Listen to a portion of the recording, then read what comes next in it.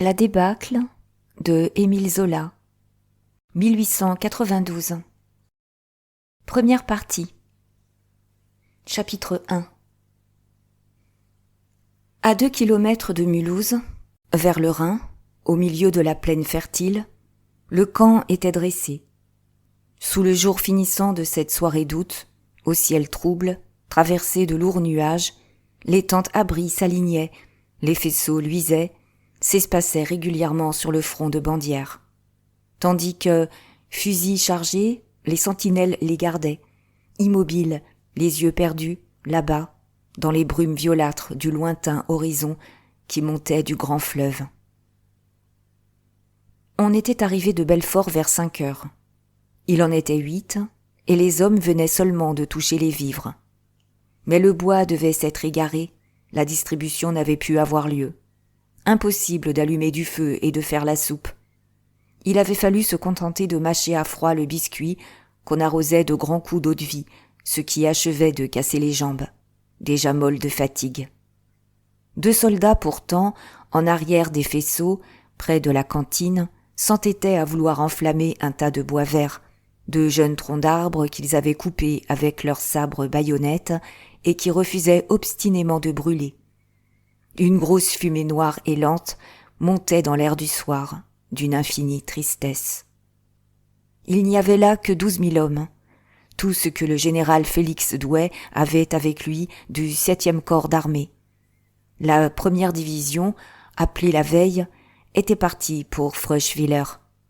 La 3e se trouvait encore à Lyon, et il s'était décidé à quitter Belfort, à se porter ainsi en avant avec la 2e division, l'artillerie de réserve et une division de cavalerie incomplète. Des feux avaient été aperçus à Lorach. Une dépêche du sous-préfet de Schellenstadt annonçait que les Prussiens allaient passer le Rhin à Markolsheim. Le général, se sentant trop isolé à l'extrême droite des autres corps, sans communication avec eux, venait de hâter d'autant plus son mouvement vers la frontière que, la veille, la nouvelle était arrivée de la surprise désastreuse de Wissembourg. D'une heure à l'autre, s'il n'avait pas lui-même l'ennemi à repousser, il pouvait craindre d'être appelé pour soutenir le premier corps. Ce jour-là, ce samedi d'inquiète journée d'orage, le 6 août, on devait s'être battu quelque part, du côté de Fröschwiller. Cela était dans le ciel anxieux et accablant. De grands frissons passaient, de brusques souffles de vent, chargés d'angoisse. Et depuis 2 jours, la division croyait marcher au combat. Les soldats s'attendaient à trouver les Prussiens devant eux, au bout de cette marche forcée de Belfort à Mulhouse. Le jour baissait, la retraite partit d'un coin éloigné du camp, un roulement des tambours, une sonnerie des clairons, faibles encore, emportés par le grand air. Et Jean Macquart, qui s'occupait à consolider la tente en enfonçant les piquets davantage, se leva. Au premier bruit de guerre, il avait quitté Rognes, tout saignant du drame où il venait de perdre sa femme Françoise et les terres qu'elle lui avait apportées. Il s'était réengagé à 39 ans, retrouvant ses galons de caporal, tout de suite incorporé au 106e régiment de ligne, dont on complétait les cadres. Et, parfois, il s'étonnait encore de se revoir avec la capote aux épaules, lui qui, après Solferino, était si joyeux de quitter le service, de n'être plus un traîneur de sabre, un tueur de monde. Mais quoi faire? Quand on n'a plus de métier, quand on n'a plus ni femme ni bien au soleil, que le cœur vous saute dans la gorge de tristesse et de rage, autant vaut-il cogner sur les ennemis, s'ils vous embêtent. Et il se rappelait son cri. Ah, bon sang!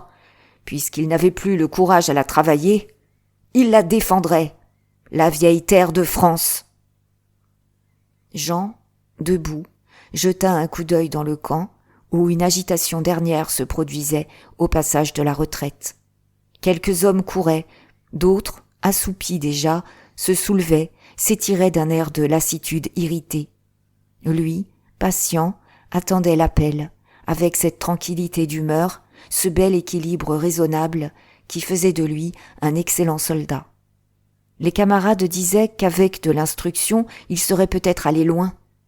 Sachant tout juste lire et écrire, il n'ambitionnait même pas le grade de sergent. Quand on a été paysan, on reste paysan.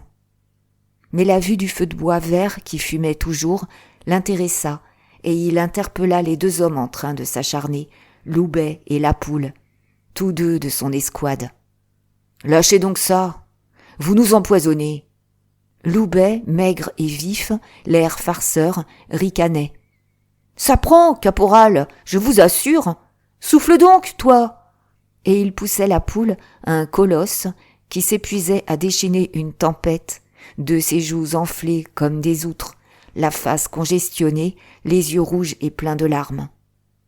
2 autres soldats de l'escouade, Chouteau et Pache, le premier étalé sur le dos, en fainéant qui aimait ses aises, l'autre accroupi, très occupé à recoudre soigneusement une déchirure de sa culotte, éclatèrent, égayés par l'affreuse grimace de cette brute de la Poule.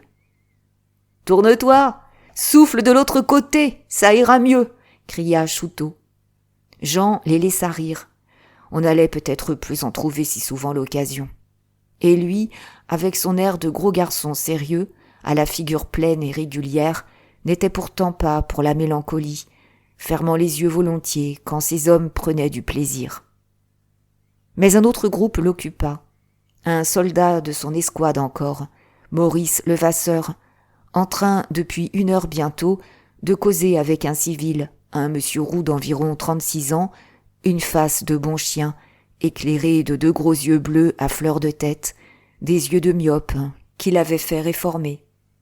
Un artilleur de la réserve, maréchal des logis, l'air crâne et d'aplomb avec ses moustaches et sa barbiche brune, était venu les rejoindre.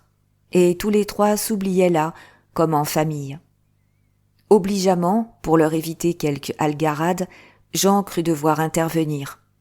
« Vous feriez bien de partir, monsieur. Voici la retraite, si le lieutenant vous voyait. » Maurice ne le laissa pas achever. « Restez donc, Weiss. » Et, sèchement, au caporal, « Monsieur est mon beau-frère. Il a une permission du colonel qu'il connaît. » De quoi se mêlait-il, ce paysan, dont les mains sentaient encore le fumier? Lui, reçu avocat au dernier automne, engagé volontaire que la protection du colonel avait fait incorporer dans le 106e, sans passer par le dépôt, consentait bien à porter le sac. Mais, dès les premières heures, une répugnance, une sourde révolte l'avait dressé contre cet illettré, ce rustre qui le commandait. « C'est bon, répondit Jean, de sa voix tranquille.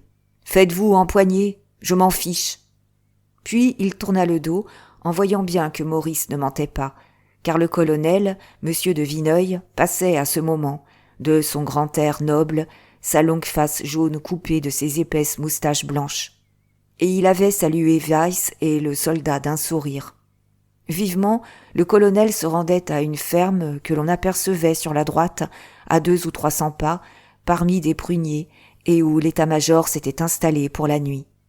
On ignorait si le commandant du 7e corps se trouvait là, dans l'affreux deuil dont venait de le frapper la mort de son frère, tué à Wissembourg. Mais le général de brigade Bourguin des Feuilles, qui avait sous ses ordres le 106e, y était sûrement, très braillard comme à l'ordinaire, roulant son gros corps sur ses courtes jambes, avec son teint fleuri de bon vivant que son peu de cervelle ne gênait point. Une agitation grandissait autour de la ferme, des estafettes partaient et revenaient à chaque minute, toute l'attente fébrile des dépêches, trop lentes, sur cette grande bataille que chacun sentait fatale et voisine depuis le matin. Où donc avait-elle été livrée? Et quels en étaient à cette heure les résultats? À mesure que tombait la nuit, il semblait que, sur le verger, sur les meules éparses autour des étables, l'anxiété roula, s'étala en un lac d'ombre. Et l'on disait encore qu'on venait d'arrêter un espion prussien rôdant autour du camp, et qu'on l'avait conduit à la ferme pour que le général l'interrogeât. Peut-être le colonel de Vineuil avait-il reçu quelque télégramme, qu'il courait si fort. Cependant, Maurice s'était remis à causer avec son beau-frère Weiss et son cousin Honoré Fouchard, le maréchal des logis.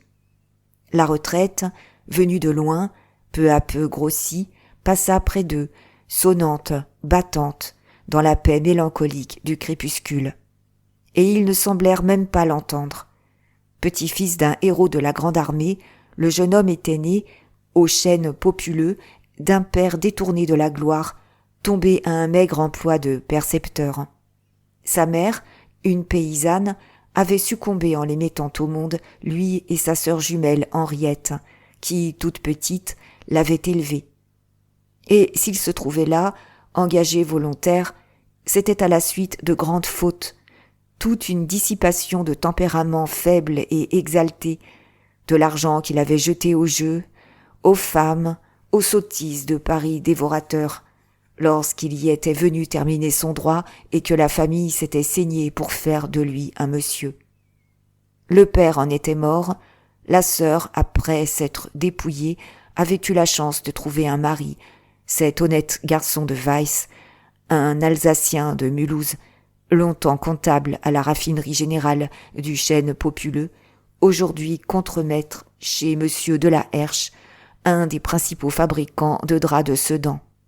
Et Maurice se croyait bien corrigé dans sa nervosité prompte à l'espoir du bien comme au découragement du mal, généreux, enthousiaste, mais sans fixité aucune, soumis à toutes les sautes du vent qui passe. Blond, petit, avec un front très développé, un nez et un menton menus, le visage fin, il avait des yeux gris et caressants, un peu fous parfois. Weiss était accouru à Mulhouse, à la veille des premières hostilités, dans le brusque désir d'y régler une affaire de famille. Et s'il s'était servi, pour serrer la main de son beau-frère, du bon vouloir du colonel de Vineuil, c'était que ce dernier se trouvait être l'oncle de la jeune madame de la Herche, une jolie veuve, épousée l'année d'auparavant par le fabricant de draps, et que Maurice et Henriette avaient connue gamine, grâce à un hasard de voisinage. D'ailleurs, outre le colonel, Maurice venait de retrouver dans le capitaine de sa compagnie le capitaine Baudouin, une connaissance de Gilberte, la jeune madame de la Herche, un ami à elle, intime, disait-on, lorsqu'elle était à Mézières, madame Maginot, femme de monsieur Maginot, inspecteur des forêts. « Embrassez bien Henriette pour moi », répétait à Weiss le jeune homme, qui aimait passionnément sa sœur. « Dites-lui qu'elle sera contente, que je veux la rendre enfin fière de moi. » Des larmes lui emplissaient les yeux au souvenir de ses folies. Son beau-frère, ému lui-même, coupa court en s'adressant à Honoré Fouchard, l'artilleur.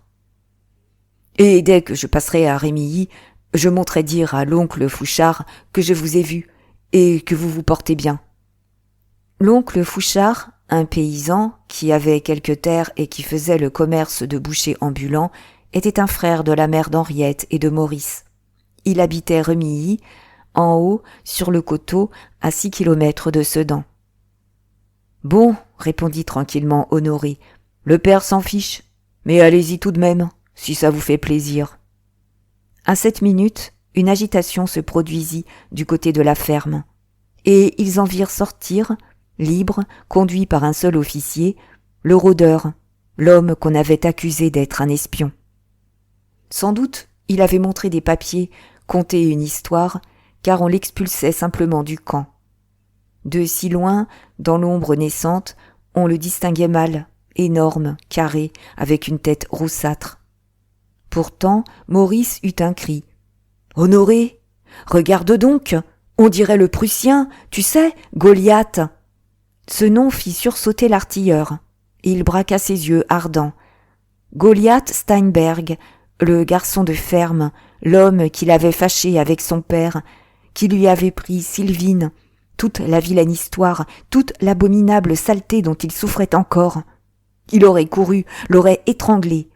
Mais déjà, l'homme, au-delà des faisceaux, s'en allait, s'évanouissait dans la nuit. « Oh, Goliath !» murmura-t-il. « Pas possible. Il est là-bas, avec les autres. Si jamais je le rencontre. » D'un geste menaçant, il avait montré l'horizon envahi de ténèbres, tout cet orient violâtre qui, pour lui, était la Prusse. Il y eut un silence, On entendit de nouveau la retraite, mais très lointaine, qui se perdait à l'autre bout du camp, d'une douceur mourante au milieu des choses devenues indécises. « Fichtre !» reprit Honoré. « Je vais me faire pincer, moi, si je ne suis pas là pour l'appel. Bonsoir, adieu à tout le monde. » Et, ayant serré une dernière fois les deux mains de Weiss, il fila à grandes enjambées vers le monticule où était parquée l'artillerie de réserve, sans avoir reparlé de son père, sans rien avoir fait dire à Sylvine, dont le nom lui brûlait les lèvres.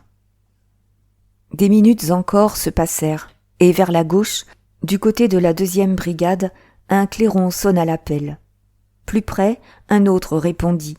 Puis ce fut un 3e, très loin. De proche en proche, tous sonnaient à la fois, lorsque Gaude, le clairon de la compagnie, se décida à toute volée des notes sonores. C'était un grand garçon, maigre et douloureux, sans un poil de barbe, toujours muet et qui soufflait ses sonneries d'une haleine de tempête. Alors, le sergent Sapin, un petit homme pincé et aux grands yeux vagues, commença l'appel. Sa voix grêle jetait les noms, tandis que les soldats qui s'étaient approchés répondaient sur tous les tons, du violoncelle à la flûte. Mais un arrêt se produisit. « La poule !» répéta très haut le sergent. Personne ne répondit encore, et il fallut que Jean se précipitât vers le tas de bois vert, que le fusilier La Poule, excité par les camarades, s'obstinait à vouloir enflammer. Maintenant, sur le ventre, le visage cuit, il chassait au ras du sol la fumée du bois qui noircissait. « Mais, tonnerre de Dieu, lâchez donc ça !» cria Jean. « Répondez à l'appel !» La Poule, ahurie, se souleva, parut comprendre, hurla un « Présent !» d'une telle voix de sauvage que Loubet en tomba sur le derrière, tant il le trouva farce. Pache, qui avait fini sa couture, répondit, à peine distinct, d'un marmottement de prière. Chouteau, dédaigneusement, sans même se lever, jeta le mot et s'étala davantage. Cependant, le lieutenant de service, Rochas, immobile, attendait à quelques pas. Lorsque, l'appel fini, le sergent Sapin vint lui dire qu'il ne manquait personne, il gronda dans ses moustaches, en désignant du menton Weiss toujours en train de causer avec Maurice. « Il y en a même un de trop. Qu'est-ce qu'il fiche, ce particulier-là ?»« Permission du colonel, mon lieutenant », crut devoir expliquer Jean, qui avait entendu. Rochas haussa furieusement les épaules et, sans un mot, se remit à marcher le long des tentes, en attendant l'extinction des feux. Pendant que Jean, les jambes cassées par l'étape de la journée, s'asseyait à quelques pas de Maurice, dont les paroles lui arrivèrent, bourdonnantes d'abord, sans qu'il les écoutât, envahi lui-même de réflexions obscures, à peine formulées, au fond de son épaisse et lente cervelle. Maurice était pour la guerre, la croyait inévitable, nécessaire à l'existence même des nations. Cela s'imposait à lui depuis qu'il se donnait aux idées évolutives, à toute cette théorie de l'évolution qui passionnait dès lors la jeunesse lettrée. Est-ce que la vie n'est pas une guerre de chaque seconde ? Est-ce que la condition même de la nature n'est pas le combat continu, la victoire du plus digne, la force entretenue et renouvelée par l'action, la vie renaissant toujours jeune de la mort ? Et il se rappelait le grand élan qu'il avait soulevé, lorsque, pour racheter ses fautes, cette pensée d'être soldat, d'aller se battre à la frontière, lui était venue. Peut-être la France du plébiscite, tout en se livrant à l'empereur, ne voulait-elle pas la guerre ? Lui-même, 8 jours auparavant, la déclarait coupable et imbécile. On discutait sur cette candidature d'un prince allemand au trône d'Espagne. Dans la confusion qui, peu à peu, s'était faite, tout le monde semblait avoir tort. Si bien qu'on ne savait plus de quel côté partait la provocation et que, seul, debout, l'inévitable demeurait, la loi fatale qui, à l'heure marquée, jette un peuple sur un autre. Mais un grand frisson avait traversé Paris. Il revoyait la soirée ardente, les boulevards charriant la foule, les bandes qui secouaient des torches, en criant « À Berlin! À Berlin !» Devant l'hôtel de ville, il entendait encore, monter sur le siège d'un cocher, une grande belle femme, au profil de reine, dans les plis d'un drapeau et chantant la Marseillaise. Était-ce donc menteur? Le cœur de Paris n'avait-il pas battu? Et puis, comme toujours chez lui, après cette exaltation nerveuse, des heures de doute affreux et de dégoût avaient suivi. Son arrivée à la caserne, l'adjudant qui l'avait reçu, le sergent qui l'avait fait habiller, la chambrée empestée et d'une crasse repoussante, la camaraderie grossière avec ses nouveaux compagnons, l'exercice mécanique qui lui cassait les membres et lui appesantissait le cerveau. En moins d'une semaine, pourtant, il s'était habitué, sans répugnance désormais, et l'enthousiasme l'avait repris lorsque le régiment était enfin parti pour Belfort. Dès les premiers jours, Maurice avait eu l'absolue certitude de la victoire. Pour lui, le plan de l'empereur était clair. Jeter 400 000 hommes sur le Rhin, franchir le fleuve avant que les Prussiens fussent prêts, séparer l'Allemagne du Nord de l'Allemagne du Sud par une pointe vigoureuse. Et, grâce à quelques succès éclatants, forcer tout de suite l'Autriche et l'Italie à se mettre avec la France. Le bruit n'avait-il pas couru un instant que ce 7e corps, dont son régiment faisait partie, devait prendre la mer à Brest pour être débarqué au Danemark et opérer une diversion qui obligerait la Prusse à immobiliser une de ses armées? Elle allait être surprise, accablée de toutes parts, écrasée en quelques semaines. Une simple promenade militaire de Strasbourg à Berlin. Mais depuis son attente à Belfort, des inquiétudes le tourmentaient. Le 7e corps chargé de surveiller la trouée de la Forêt-Noire y était arrivé dans une confusion inexprimable, incomplet, manquant de tout.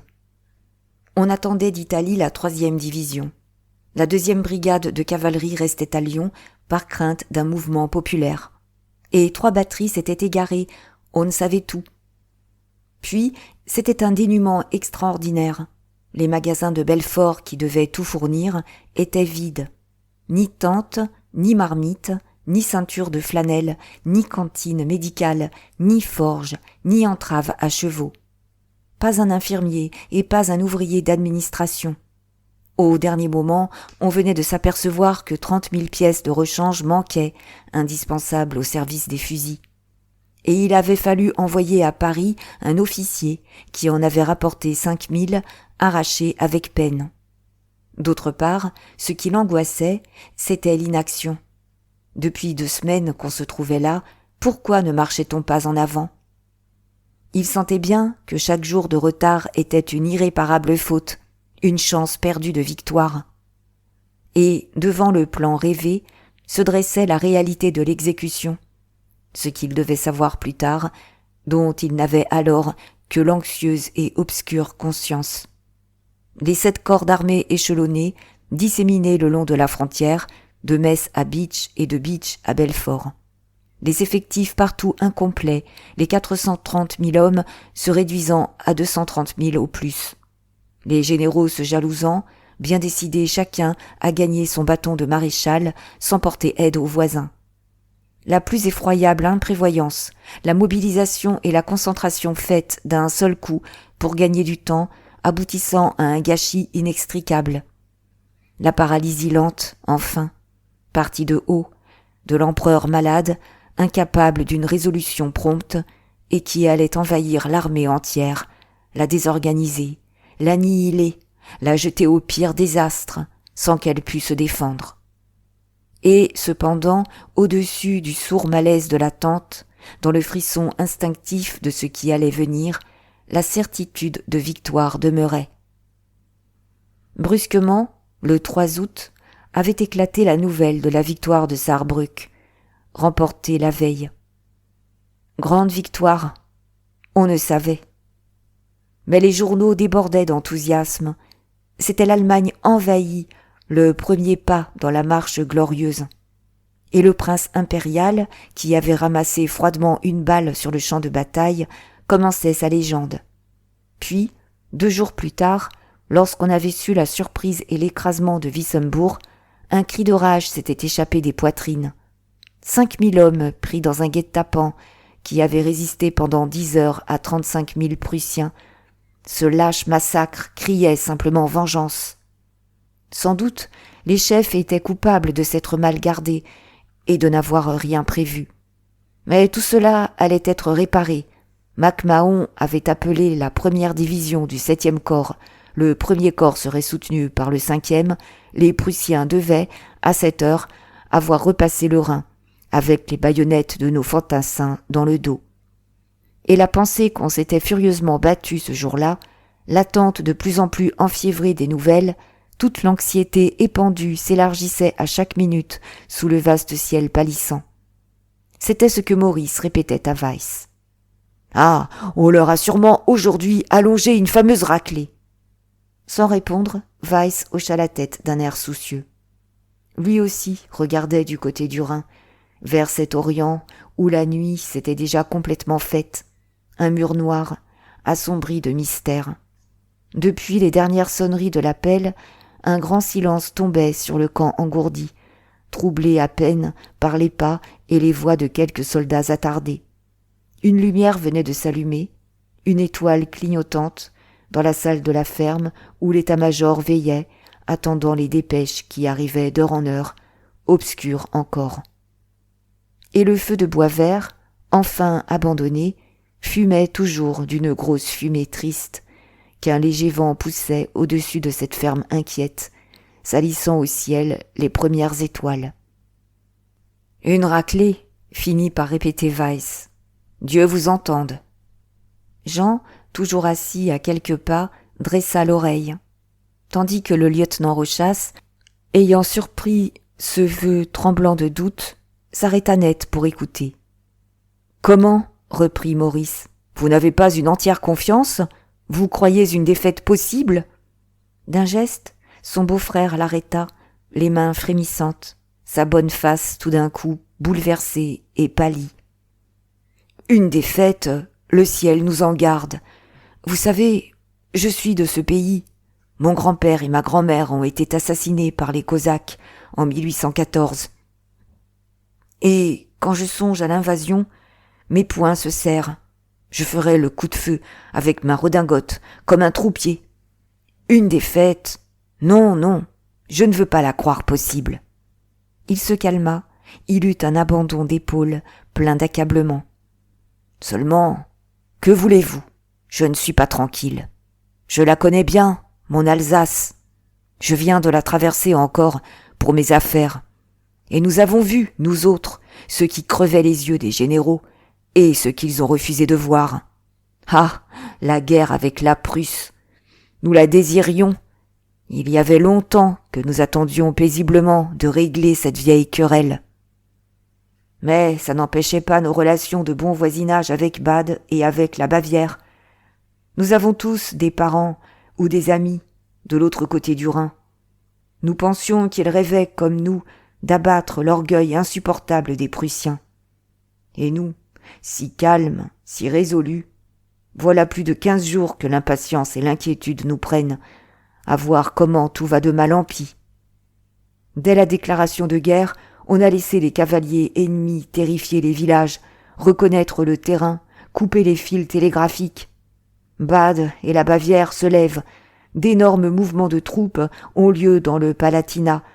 Les renseignements venus de partout, des marchés, des foires, nous prouvent que la frontière est menacée. Et quand les habitants, les maires des communes, effrayés enfin, accourent dire cela aux officiers qui passent, ceux-ci haussent les épaules. Des hallucinations de poltron. L'ennemi est loin. Quoi? Lorsqu'il n'aurait pas fallu perdre 1 heure, les jours et les jours se passent. Que peut-on attendre? Que l'Allemagne tout entière nous tombe sur les reins? Il parlait d'une voix basse et désolée, comme s'il se fût répété ces choses à lui-même après les avoir pensées longtemps. Ah, l'Allemagne, je la connais bien aussi. Et le terrible, c'est que vous autres, vous paraissez l'ignorer autant que la Chine. Vous vous souvenez, Maurice, de mon cousin Gunther, ce garçon qui est venu. le printemps dernier, me serrer la main à Sedan. Il est mon cousin par les femmes. Sa mère, une sœur de la mienne, s'est mariée à Berlin. Et il est bien de là-bas. Il a la haine de la France. Il sert aujourd'hui comme capitaine dans la garde prussienne. Le soir où je l'ai reconduit à la gare, je l'entends encore me dire de sa voix coupante : « Si la France nous déclare la guerre, elle sera battue. » Du coup, le lieutenant Rochas, qui s'était contenu jusque-là, s'avança, furieux. Âgé de près de 50 ans, c'était un grand diable maigre, avec une figure longue et creusée, tannée, enfumée. Le nez énorme, busqué, tombait dans une large bouche violente et bonne, où se hérissaient de rudes moustaches grisonnantes. Et il s'emportait, la voix tonnante : « Oh ça, qu'est-ce que vous foutez là, vous, à décourager nos hommes ?» Jean, sans se mêler de la querelle, trouva au fond qu'il avait raison. Lui non plus, tout en commençant à s'étonner des longs retards et du désordre où l'on était, n'avait jamais douté de la raclée formidable que l'on allait allonger aux Prussiens. C'était sûr, puisqu'on n'était venu que pour ça. « Mais, lieutenant, » répondit Weiss interloqué, « je ne veux décourager personne. Au contraire, je voudrais que tout le monde sût ce que je sais, parce que le mieux est de savoir pour prévoir et pouvoir. Et tenez, cette Allemagne. » Il continua de son air raisonnable, il expliqua ses craintes. La Prusse grandit après Sadova. Le mouvement national qui la plaçait à la tête des autres États allemands, tout ce vaste empire en formation, rajeuni, ayant l'enthousiasme et l'irrésistible élan de son unité à conquérir. Le système du service militaire obligatoire, qui mettait debout la nation en armes, instruite, disciplinée, pourvue d'un matériel puissant, rompue à la Grande Guerre, encore glorieuse de son triomphe foudroyant sur l'Autriche. L'intelligence, la force morale de cette armée, commandée par des chefs presque tous jeunes, obéissant à un généralissime qui semblait devoir renouveler l'art de se battre, d'une prudence et d'une prévoyance parfaite, d'une netteté de vue merveilleuse. Et, en face de cette Allemagne, il osa ensuite montrer la France. L'Empire vieilli, acclamé encore au plébiscite, mais pourri à la base, ayant affaibli l'idée de patrie en détruisant la liberté, redevenu libéral trop tard et pour sa ruine, prêt à crouler dès qu'il ne satisferait plus les appétits de jouissance déchaînés par lui. L'armée, certes, d'une admirable bravoure de race, toute chargée des lauriers de Crimée et d'Italie, seulement gâtée par le remplacement à prix d'argent, laissée dans sa routine de l'école d'Afrique, trop certaine de la victoire pour tenter le grand effort de la science nouvelle. Les généraux, enfin, médiocres pour la plupart, dévorés de rivalité, quelques-uns d'une ignorance stupéfiante, et l'empereur à leur tête, souffrant et hésitant, trompé et se trompant, dans l'effroyable aventure qui commençait, où tous se jetaient en aveugles, sans préparation sérieuse, au milieu d'un effarement, d'une débandade de troupeaux menés à l'abattoir.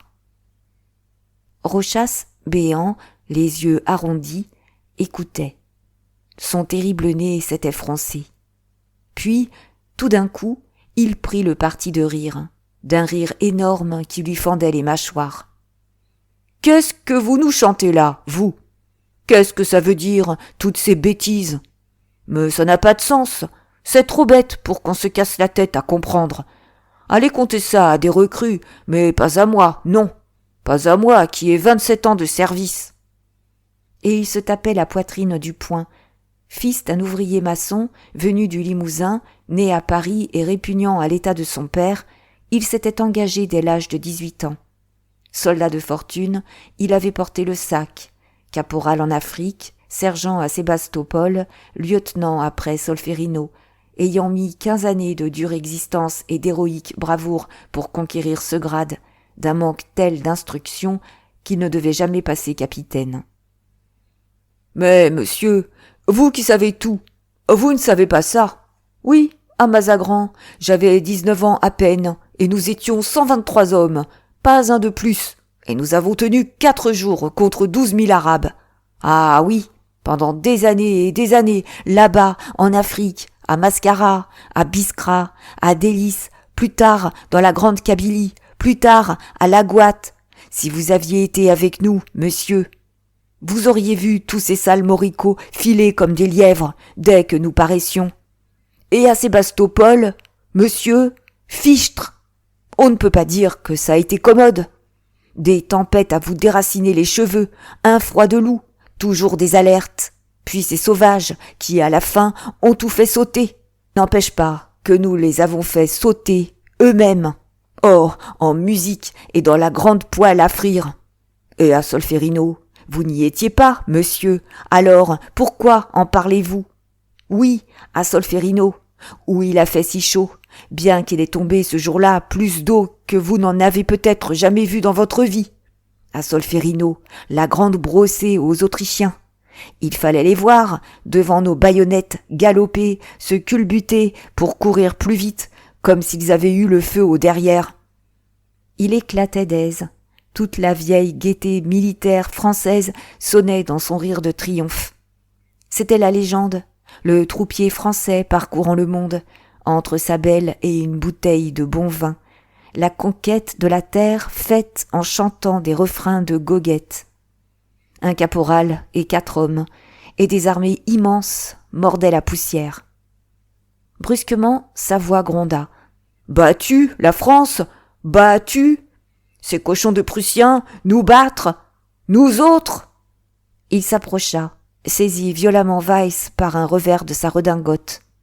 Tout son grand corps maigre de chevalier errant exprimait l'absolu mépris de l'ennemi, quel qu'il fût, dans une insouciance complète du temps et des lieux. « Écoutez bien, monsieur, si les Prussiens osent venir, nous les reconduirons chez eux à coups de pied dans le cul. Vous entendez ? À coups de pied dans le cul jusqu'à Berlin. » Et il eut un geste superbe, la sérénité d'un enfant, la conviction candide de l'innocent qui ne sait rien et ne craint rien. « Parbleu, c'est comme ça, parce que c'est comme ça !» Weiss, étourdi, convaincu presque, se hâta de déclarer qu'il ne demandait pas mieux. Quant à Maurice, qui se taisait, n'osant intervenir devant son supérieur, il finit par éclater de rire avec lui. Ce diable d'homme, que d'ailleurs il jugeait stupide, lui faisait chaud au cœur. De même, Jean, d'un hochement de tête, avait approuvé chaque parole du lieutenant. Lui aussi était à Solferino, où il avait tant plu. Et voilà qui était parlé. Si tous les chefs avaient parlé comme ça, on ne se serait pas mal fichu qu'il manquât des marmites et des ceintures de flanelle. La nuit était complètement venue depuis longtemps, et Rochas continuait d'agiter ses grands membres dans les ténèbres. Il n'avait jamais épelé qu'un volume des victoires de Napoléon, tombé au fond de son sac de la boîte d'un colporteur. Et il ne pouvait se calmer, et toute sa science sortit en un cri impétueux. L'Autriche rossée à Castiglione, à Marengo, à Austerlitz, à Wagram. La Prusse rossée à Eylau, à Iéna, à Lutzen. La Russie rossée à Friedland, à Smolensk, à la Moskova. L'Espagne, l'Angleterre, rossée partout. La terre entière rossée, rossée de haut en bas, de long en large. Et aujourd'hui, c'est nous qui serions rossés. Pourquoi ? Comment ? On aurait donc changé le monde ? Il se grandit encore, levant son bras comme la hampe d'un drapeau. Tenez, on s'est battu là-bas aujourd'hui. On attend les nouvelles. Eh bien, les nouvelles, je vais vous les donner, moi. On a rossé les Prussiens, rossé à ne leur laisser ni ailes ni pattes, rossé à en balayer les miettes. Sous le ciel sombre, à ce moment, un grand cri douloureux passa. Était-ce la plainte d'un oiseau de nuit ? Était-ce une voix du mystère, venue de loin, chargée de larmes ? Tout le camp, noyé de ténèbres, en frissonna, et l'anxiété épandue dans l'attente des dépêches si lentes à venir s'en trouva enfiévrée, élargie encore. Au loin, dans la ferme, éclairant la veillée inquiète de l'état-major, la chandelle brûlait plus haute, d'une flamme droite et immobile de cierge. Mais il était 10 heures, Gaude surgit du sol noir où il avait disparu, et le premier sonna le couvre-feu. Les autres clairons répondirent, s'éteignirent de proche en proche, dans une fanfare mourante, déjà comme engourdie de sommeil. Et Weiss, qui s'était oublié là, si tard, serra tendrement Maurice entre ses bras. Bon espoir et bon courage. Il embrasserait Henriette pour son frère. Il irait dire bien des choses à l'oncle Fouchard. Alors, comme il partait enfin, une rumeur courut, toute une agitation fébrile. C'était une grande victoire que le maréchal de Mac-Mahon venait de remporter. Le prince royal de Prusse fait prisonnier avec 25 000 hommes. L'armée ennemie refoulée, détruite, laissant entre nos mains ses canons et ses bagages. « Parbleu !» cria simplement Rochas, de sa voix de tonnerre. Puis, poursuivant Weiss, tout heureux, qui se hâtait de rentrer à Mulhouse, « Un coup de pied dans le cul, monsieur ! Un coup de pied dans le cul, jusqu'à Berlin !» Un quart d'heure plus tard, une autre dépêche disait que l'armée avait dû abandonner Wörth et battait en retraite. Ah, quelle nuit! Rochas, foudroyé de sommeil, venait de s'envelopper dans son manteau et dormait sur la terre, insoucieux d'un abri, comme cela lui arrivait souvent. Maurice et Jean s'étaient glissés sous la tente, où déjà Loubet, Chouteau, Pache et la poule se tassaient, la tête sur leur sac. On tenait 6, à condition de replier les jambes. Loubet avait d'abord égayé leur faim à tous en faisant croire à la poule qu'il y aurait du poulet, le lendemain matin, à la distribution. Mais ils étaient trop là, ils ronflaient, les Prussiens pouvaient venir.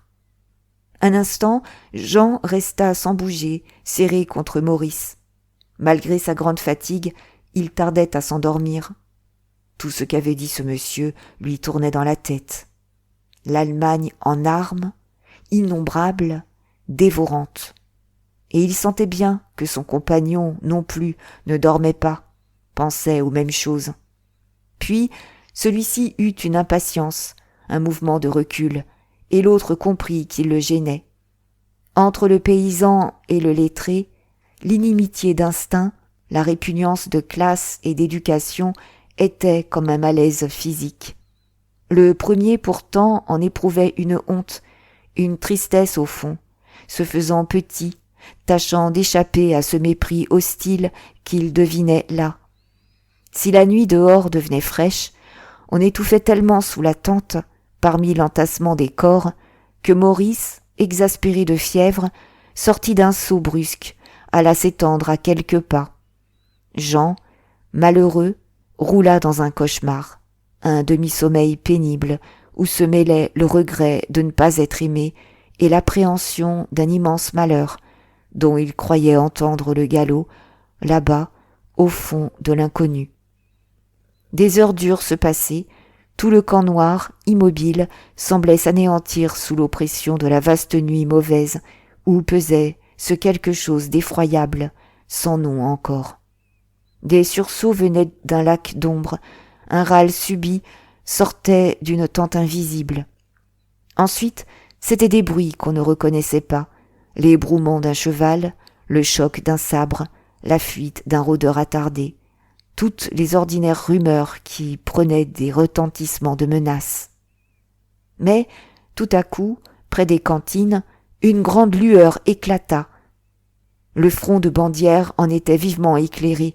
On aperçut les faisceaux alignés, les canons des fusils réguliers et clairs où filaient des reflets rouges pareils à des coulures fraîches de sang. Et les sentinelles, sombres et droites, apparurent dans ce brusque incendie. Était-ce donc l'ennemi, que les chefs annonçaient depuis 2 jours et que l'on était venu chercher de Belfort à Mulhouse? Puis, au milieu d'un grand pétillement d'étincelles, la flamme s'éteignit. Ce n'était que le tas de bois vert, si longtemps tracassé par la poule, qui, après avoir couvé pendant des heures, venait de flamber comme un feu de paille. Jean, effrayé par cette clarté vive, sortit à son tour précipitamment de la tente, et il faillit buter dans Maurice, soulevé sur un coude, regardant. Déjà, la nuit était retombée plus opaque. Les deux hommes restèrent allongés sur la terre nue, à quelques pas l'un de l'autre. Il n'y avait plus, en face d'eux, au fond des ténèbres épaisses, que la fenêtre toujours éclairée de la ferme, cette chandelle perdue qui semblait veiller un mort.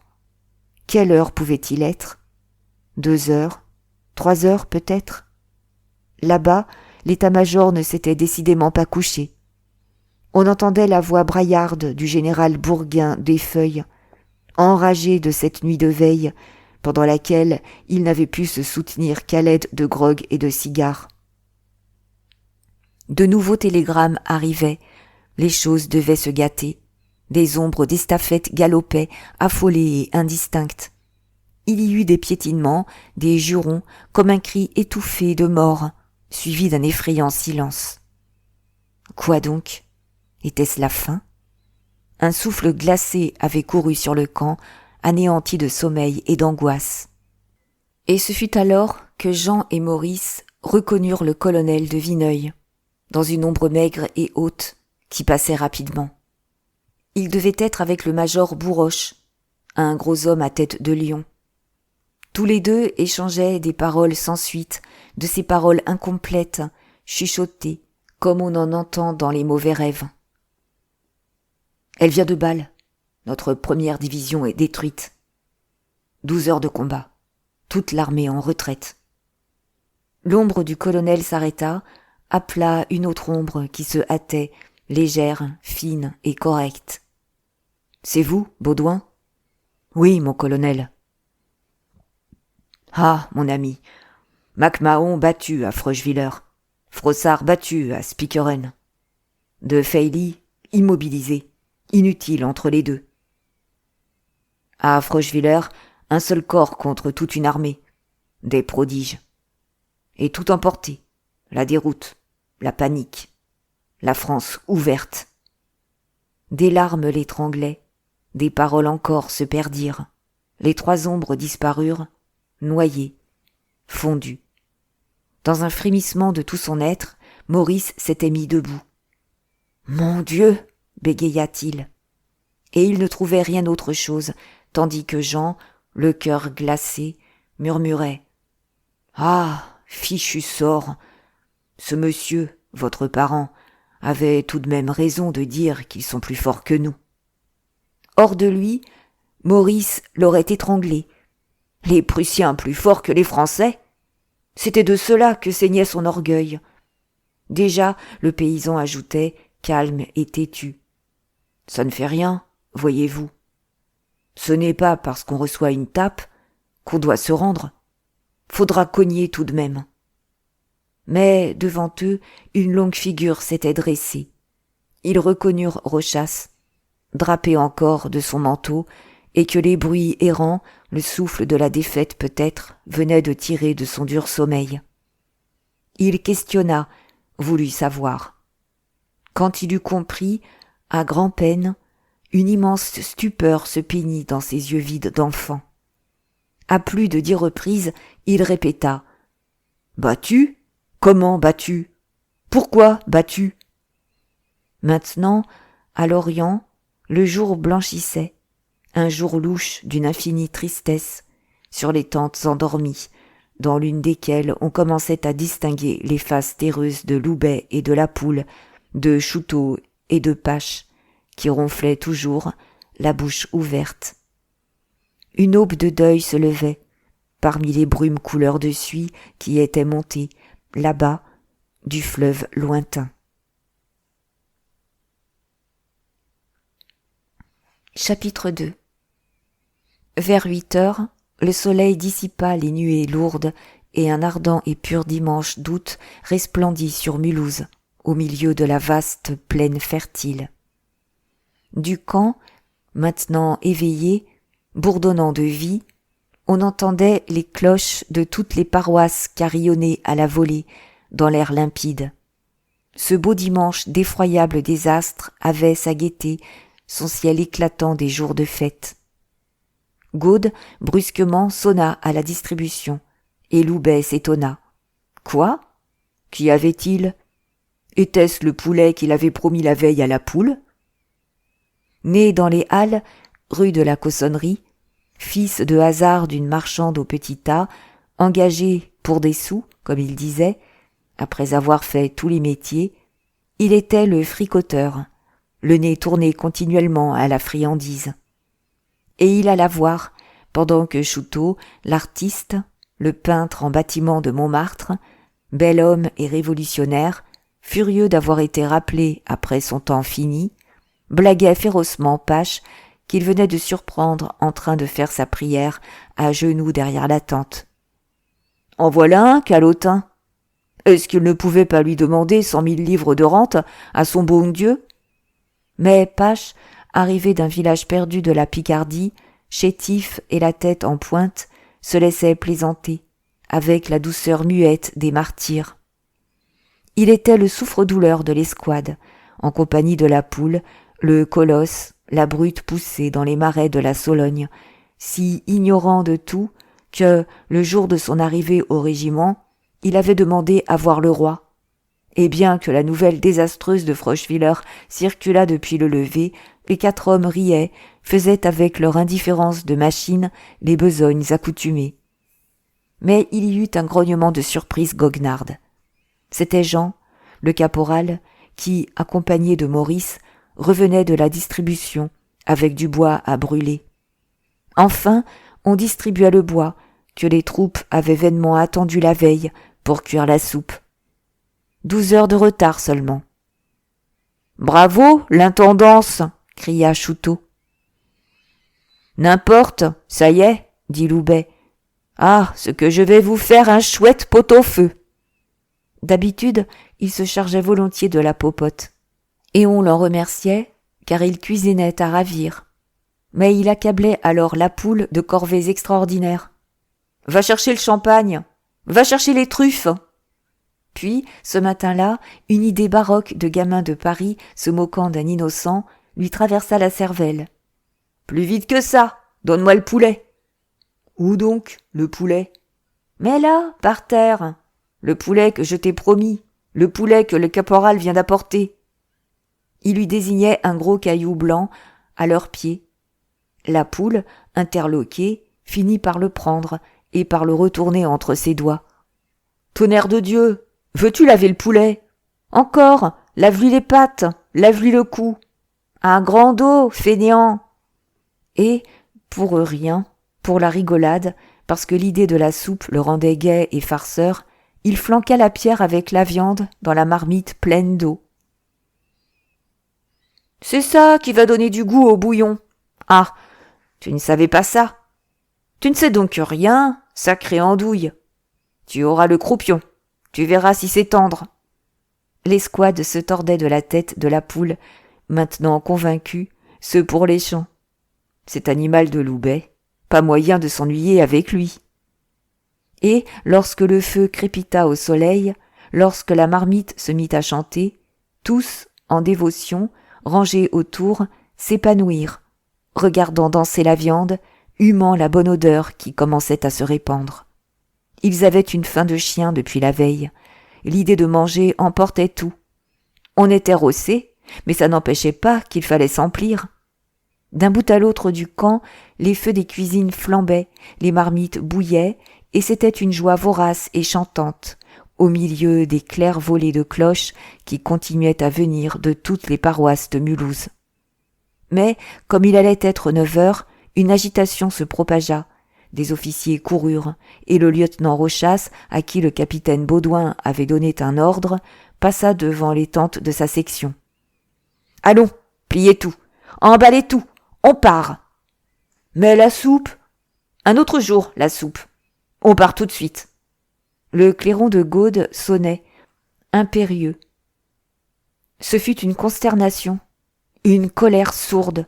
Et quoi ? Partir sans manger ? Ne pas attendre 1 heure que la soupe fût possible ? L'escouade voulut quand même boire le bouillon, mais ce n'était encore que de l'eau chaude, et la viande, pas cuite, résistait, pareil à du cuir sous les dents. Chouteau grogna des paroles rageuses. Jean dut intervenir afin de hâter les préparatifs de ces hommes. Qu'y avait-il donc de si pressé à filer ainsi, à bousculer les gens, sans leur laisser le temps de reprendre des forces? Et, comme, devant Maurice, on disait qu'on marchait à la rencontre des Prussiens, pour la revanche, il haussa les épaules, incrédule. En moins d'un quart d'heure, le camp fut levé, les tentes pliées, rattachées sur les sacs, les faisceaux défaits, et il ne resta, sur la terre nue, que les feux des cuisines qui achevaient de s'éteindre. C'étaient de graves raisons qui venaient de décider le général Douay à une retraite immédiate. La dépêche du sous-préfet de Schellestadt, vieille déjà de 3 jours, se trouvait confirmée. On télégraphiait qu'on avait vu de nouveau les feux des Prussiens qui menaçaient Markolsheim, et d'autre part, un télégramme annonçait qu'un corps d'armée ennemi passait le Rhin à Huningue. Des détails arrivaient, abondants, précis. La cavalerie et l'artillerie aperçues, les troupes en marche, se rendant de toutes parts à leur point de ralliement. Si l'on s'attardait 1 heure, c'était sûrement la ligne de retraite sur Belfort coupée. Dans le contre-coup de la défaite, après Wissembourg et Fröschwiller, le général isolé, perdu à l'avant-garde, n'avait qu'à se replier en hâte, d'autant plus que les nouvelles, reçues le matin, aggravaient encore celles de la nuit. En avant était parti l'état-major, au grand trot, poussant de l'éperon les montures, dans la crainte d'être devancé et de trouver déjà les Prussiens à Altkirch. Le général Bourguin des Feuilles, qui prévoyait une étape dure, avait eu la précaution de traverser Mulhouse pour y déjeuner copieusement en maugréant de la bousculade. Et Mulhouse, sur le passage des officiers, était désolé. Les habitants, à l'annonce de la retraite, sortaient dans les rues, se lamentaient du brusque départ de ces troupes, dont ils avaient si instamment imploré la venue. On les abandonnait donc. Les richesses incalculables entassées dans la gare allaient-elles être laissées à l'ennemi? Leur ville elle-même devait-elle, avant le soir, n'être plus qu'une ville conquise? Puis, le long des routes, au travers des campagnes, les habitants des villages, des maisons isolées, s'étaient eux aussi plantés devant leurs portes, étonnés, effarés. Et quoi? Ces régiments qu'ils avaient vus passer la veille, marchant au combat, se repliaient, fuyaient sans avoir combattu? Les chefs étaient sombres, hâtaient leurs chevaux, sans vouloir répondre aux questions, comme si le malheur eût galopé à leur trousse. C'était donc vrai que les Prussiens venaient d'écraser l'armée, qu'ils coulaient de toutes parts en France, comme la crue d'un fleuve débordé? Et déjà, dans l'air muet, les populations gagnées par la panique montante croyaient entendre le lointain roulement de l'invasion, grondant plus haut de minute en minute. Et déjà, des charrettes s'emplissaient de meubles, des maisons se vidaient, des familles se sauvaient à la file par les chemins où passait le galop d'épouvante. Dans la confusion de la retraite, le long du canal du Rhône au Rhin, près du pont, le 106e dut s'arrêter, au 1er kilomètre de l'étape.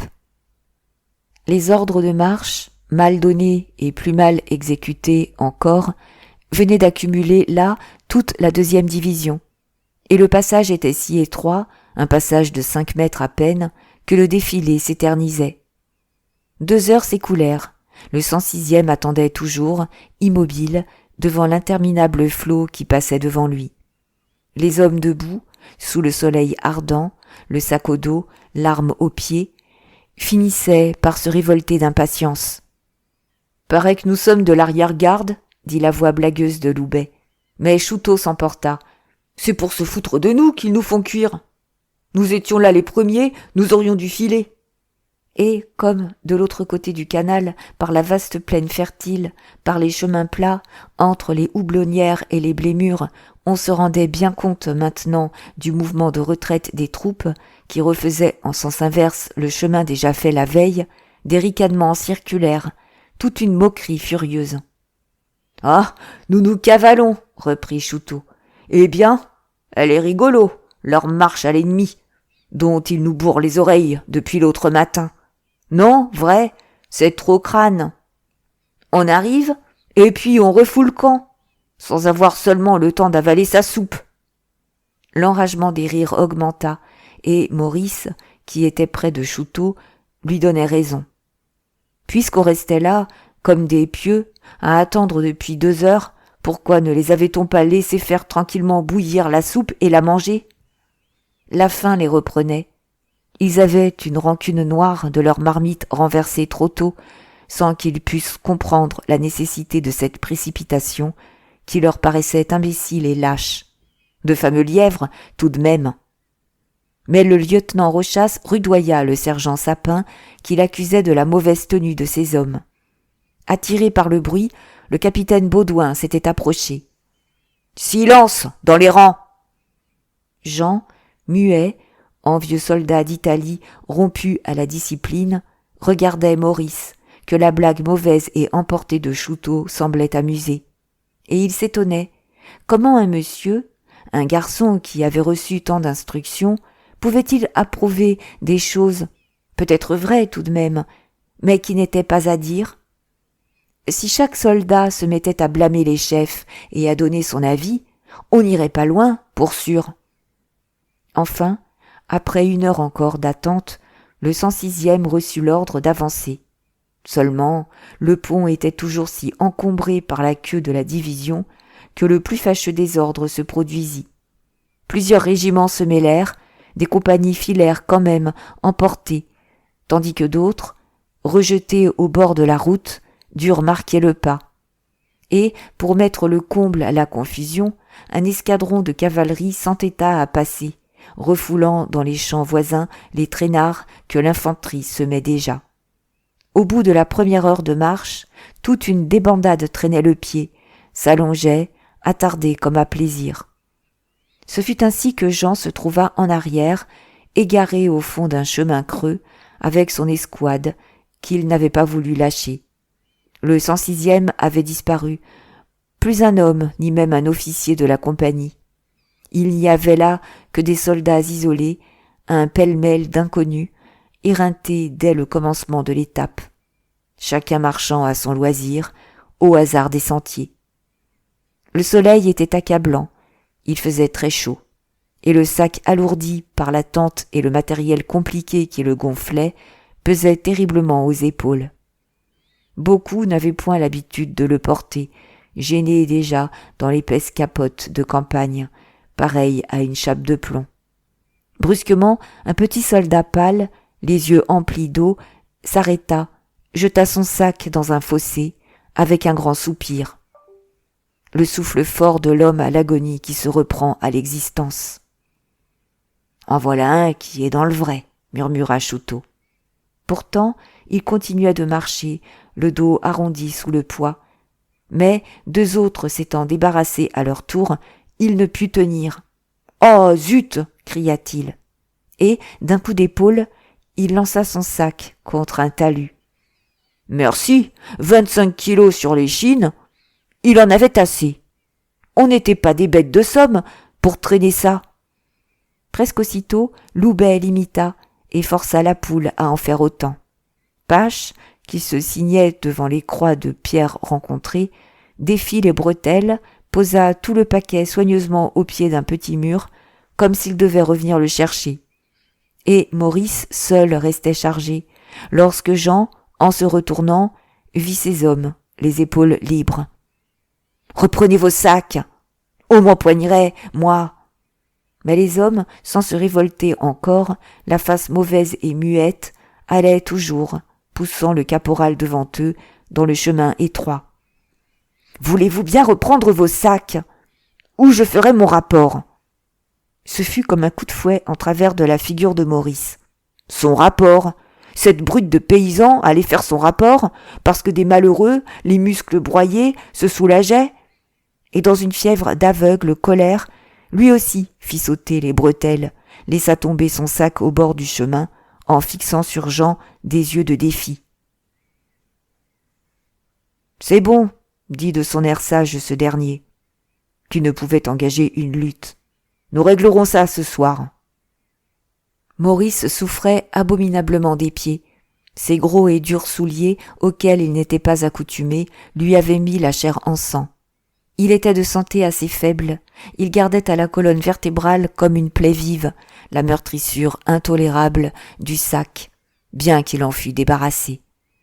Et le poids de son fusil, qu'il ne sentait de quel bras porter, suffisait à lui faire perdre le souffle. Mais il était angoissé plus encore par son agonie morale, dans l'une de ces crises de désespérance auxquelles il était sujet.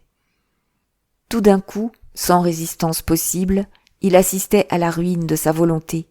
Il tombait au mauvais instinct, à un abandon de lui-même, dont il sanglotait de honte ensuite. Ses fautes, à Paris, n'avaient jamais été que les folies de l'autre. Comme il disait, du garçon faible qu'il devenait aux heures lâches, capable des pires vilainies. Et depuis qu'il traînait les pieds sous l'écrasant soleil, dans cette retraite qui ressemblait à une déroute, il n'était plus qu'une bête de ce troupeau attardé, débandé, semant les chemins. C'était le choc en retour de la défaite, du tonnerre qui avait éclaté très loin, à des lieues, et dont l'écho perdu battait maintenant les talons de ces hommes, pris de panique, fuyant sans avoir vu un ennemi. Qu'espérer à cette heure? Tout n'était-il pas fini? On était battu. Il n'y avait plus qu'à se coucher et à dormir. « Ça ne fait rien !» cria très haut Loubet avec son rire d'enfant des Halles. « Ce n'est tout de même pas à Berlin que nous allons. »« À Berlin ! À Berlin !» Maurice entendit ce cri hurlé par la foule grouillante des boulevards, pendant la nuit de fol enthousiasme qu'il avait décidé à s'engager. Le vent venait de tourner, sous un coup de tempête, et il y avait une saute terrible, et tout le tempérament de la race était dans cette confiance exaltée qui tombait brusquement, dès le premier revers, à la désespérance dont le galop l'emportait parmi ces soldats errants, vaincus et dispersés, avant d'avoir combattu. « Ah, ce qu'il me scie les pattes, le flingot !» reprit Loubet, en changeant une fois encore son fusil d'épaule. « En voilà un, mirliton, pour se promener. » Et, faisant allusion à la somme qu'il avait touchée comme remplaçant, « N'importe, 1500 balles, pour ce métier-là, on est rudement volé.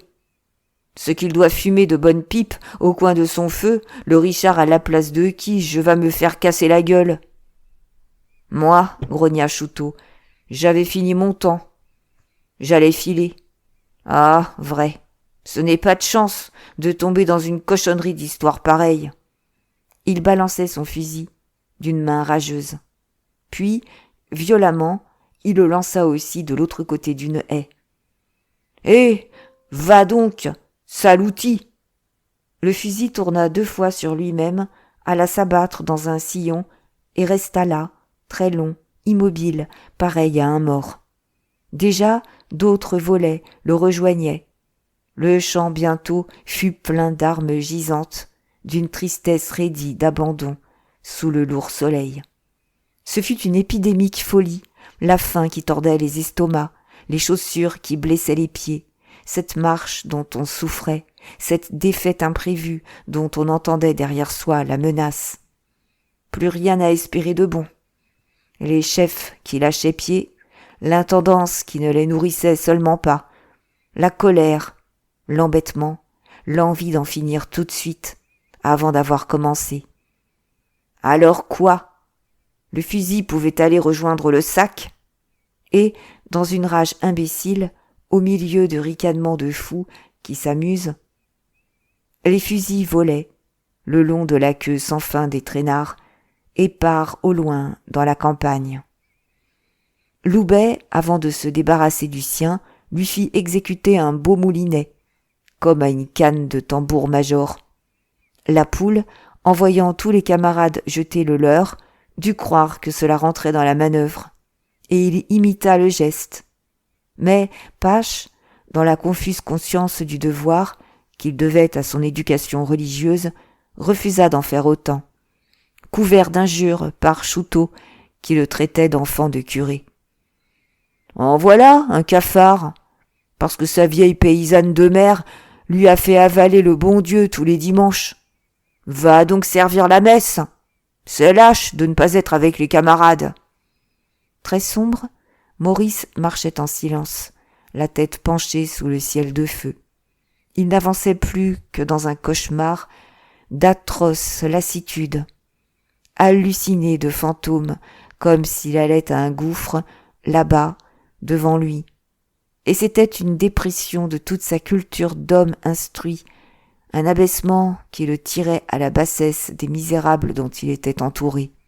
« Tenez, dit-il brusquement à Chouteau, vous avez raison. » Et Maurice avait déjà posé son fusil sur un tas de pierres lorsque Jean, qui tentait vainement de s'opposer à cet abandon abominable des armes, l'aperçut. Il se précipita. « Reprenez votre fusil tout de suite, entendez-vous » Un flot de terrible colère était monté soudain à la face de Jean. Lui, si calme, d'habitude, toujours porté à la conciliation, avait des yeux de flamme, une voix tonnante d'autorité. Ces hommes, qui ne l'avaient jamais vu comme ça, s'arrêtèrent, surpris. « Reprenez votre fusil tout de suite, ou vous aurez affaire à moi !» Maurice, frémissant, ne laissa tomber qu'un mot, qu'il voulait rendre outrageux. « Paysan !»« Oui, c'est bien ça, je suis un paysan. Tandis que vous êtes un monsieur, vous. Et c'est pour ça que vous êtes un cochon, oui, un sale cochon. Je ne vous l'envoie pas dire. » Des huées s'élevaient, mais le caporal poursuivait avec une force extraordinaire. « Quand on a de l'instruction, on le fait voir. Si nous sommes des paysans et des brutes, vous nous devriez l'exemple à tous, puisque vous en savez plus long que nous. Reprenez votre fusil, nom de Dieu, ou je vous fais fusiller en arrivant à l'étape. » Dompté, Maurice avait ramassé le fusil. Des larmes de rage lui voilaient les yeux. Il continua sa marche en chancelant, comme un homme ivre, au milieu des camarades qui, à présent, ricanaient de ce qu'il avait cédé. Ah, ce Jean! Il le haïssait d'une inextinguible haine, frappé au cœur de cette leçon si dure qu'il sentait juste. Et, Chouteau ayant grogné, à son côté, que des caporaux de cette espèce, on attendait un jour de bataille pour leur loger une balle dans la tête, il vit rouge, il se vit nettement cassant le crâne de Jean derrière un mur. Mais il y eut une diversion. Loubet remarqua que Pache, pendant la querelle, avait lui aussi abandonné enfin son fusil, doucement, en le couchant au bas d'un talus. Pourquoi ? Il n'essaya point de l'expliquer, riant en dessous de la façon gourmande et un peu honteuse d'un garçon sage à qui on reproche son premier péché. Très gai, ragaillardi, il marcha les bras ballants, et par les longues routes ensoleillées, entre les blés mûrs et les houblonnières, qui se succédaient toujours pareilles, la débandade continuait. Les traînards n'étaient plus, sans sac et sans fusil, qu'une foule égarée, piétinante, un pêle-mêle de vauriens et de mendiants, à l'approche desquels les portes des villages épouvantés se fermaient. À ce moment, une rencontre acheva d'enrager Maurice. Un sourd roulement arrivait de loin, c'était l'artillerie de réserve, partie la dernière, dont la tête, tout d'un coup, déboucha d'un coude de la route. Et les traînards débandés n'eurent que le temps de se jeter dans les champs voisins. Elle marchait en colonne, elle défilait d'un trot superbe, dans un bel ordre correct, tout un régiment de 6 batteries, le colonel en dehors et au centre, les officiers à leur place.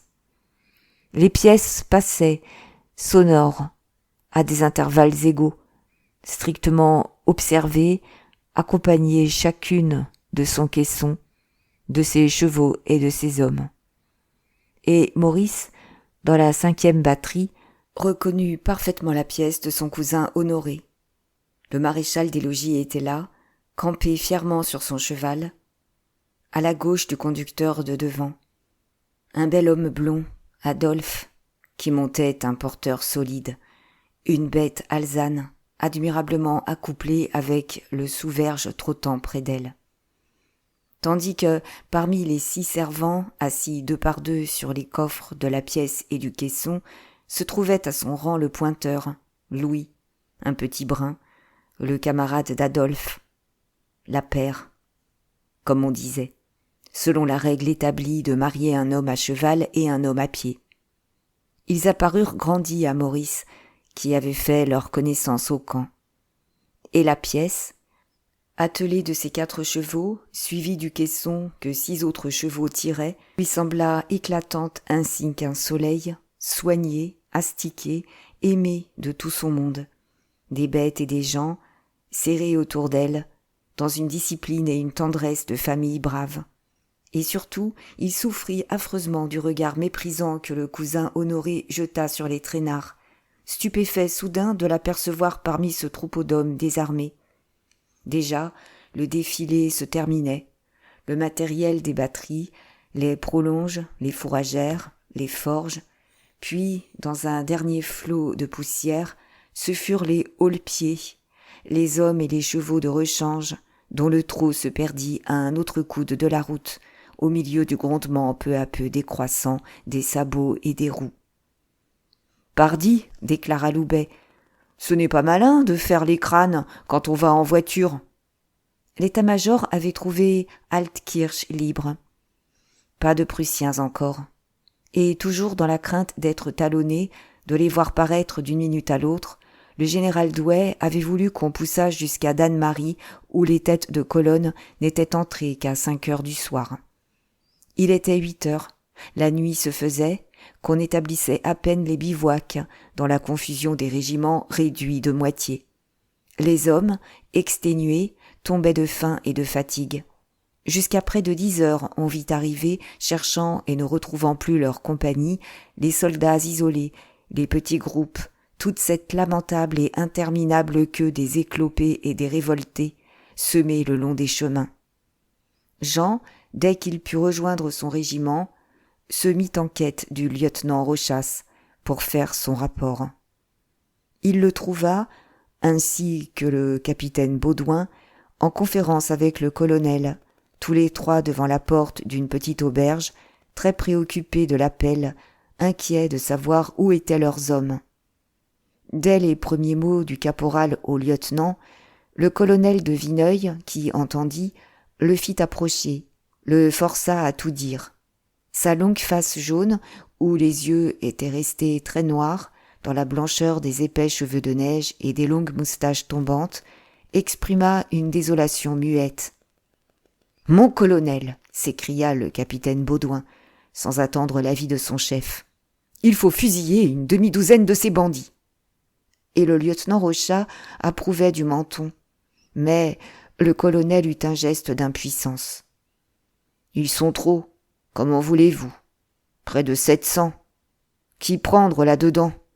Et puis, si vous saviez, le général ne veut pas. Il est paternel. Il dit qu'en Afrique, il n'a jamais puni un homme. Non, non, je ne puis rien. C'est terrible. » Le capitaine osa répéter. « C'est terrible. C'est la fin de tout. » Et Jean se retirait lorsqu'il entendit le major Bourroche, qu'il n'avait pas vu, debout sur le seuil de l'auberge, gronder de sourdes paroles. « Plus de discipline, plus de punition, armée fichue. » Avant 8 jours, les chefs recevraient des coups de pied au derrière, tandis que, si l'on avait tout de suite cassé la tête à quelques-uns de ces gaillards, les autres auraient réfléchi peut-être. Personne ne fut puni. Des officiers, à l'arrière-garde, qui escortaient les voitures du convoi, avaient eu l'heureuse précaution de faire ramasser les sacs et les fusils aux 2 bords des chemins. Il ne manqua qu'un petit nombre.